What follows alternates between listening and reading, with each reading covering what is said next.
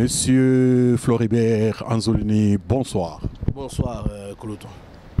Vous êtes coordinateur du mouvement Filimbi et très impliqué dans le combat des Congolais pour l'alternance au sommet du pays, surtout pour le respect de la Constitution.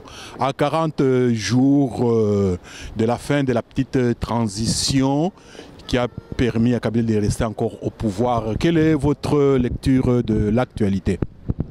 L'actualité est celle qui est là malheureusement que nous connaissons. Comme nous le pensions, comme nous le craignions, M. Kabila n'a pas respecté les engagements pris à travers l'accord de la CENCO, l'accord du 31 décembre. Et il a décidé une fois de plus de défier les Congolais, de défier les citoyens congolais, de défier 80 millions de personnes. Donc nous pensons que la seule solution, nous l'avons toujours dit, la seule solution aujourd'hui, si nous voulons espérer revenir à l'ordre constitutionnel, c'est de neutraliser M. Kabila et tous ses complices afin que nous puissions mettre en place une transition citoyenne qui permettra de revenir à l'ordre constitutionnel. Ça, c'est le principe, mais concrètement, comment s'y prendre? Concrètement, cette question est souvent posée, mais nous le voyons un peu partout, dépendamment de l'environnement, de la situation. Ça dépend. Chaque réalité, chaque État, chaque pays, chaque région a ses réalités. Le plus important, c'est la finalité. La finalité, c'est qu'il faudra arriver à un moment donné, pacifiquement, avec la population qui doit être mobilisée à neutraliser M. Kabila.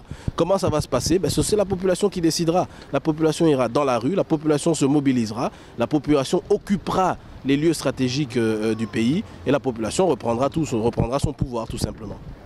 Et nous qui vivons ici à l'étranger, quel rôle nous pouvons jouer dans tout cela? C'est justement à l'étranger, je pense qu'il est extrêmement important que la diaspora joue deux rôles. Le premier rôle est celui du soutien de la population qui est sur terrain. Cet aspect-là est extrêmement important.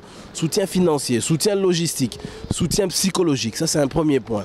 Deuxième point, c'est celui de la mobilisation de la diaspora.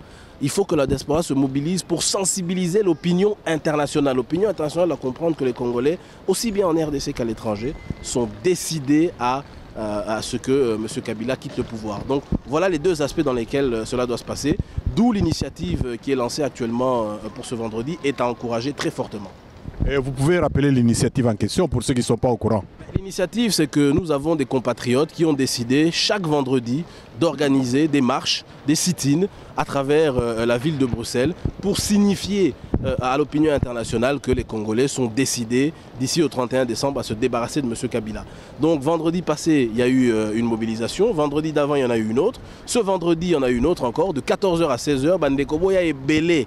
Boya est belé photo là qui s'abatou que toza décidé. Il faut pas montrer que les Congolais baza décidé.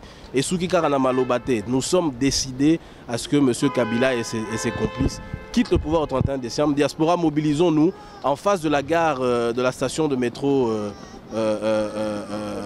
Port de Namur de 14h à 16h. Boya to Sangana Bandeko. Un dernier mot?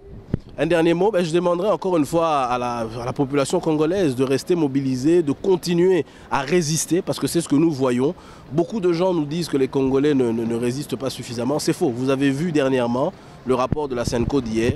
Entre 50 et 60 personnes exécutées par la police au cours des 6 derniers mois. Ça démontre à quel point ce régime est répressif, ce régime est criminel.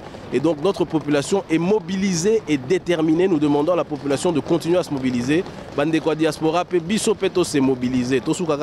Mobilisons-nous pour pousser Bandeko Bazan à terrain. Merci beaucoup, monsieur Anzolini Floribert. Merci beaucoup à vous également, Aîné.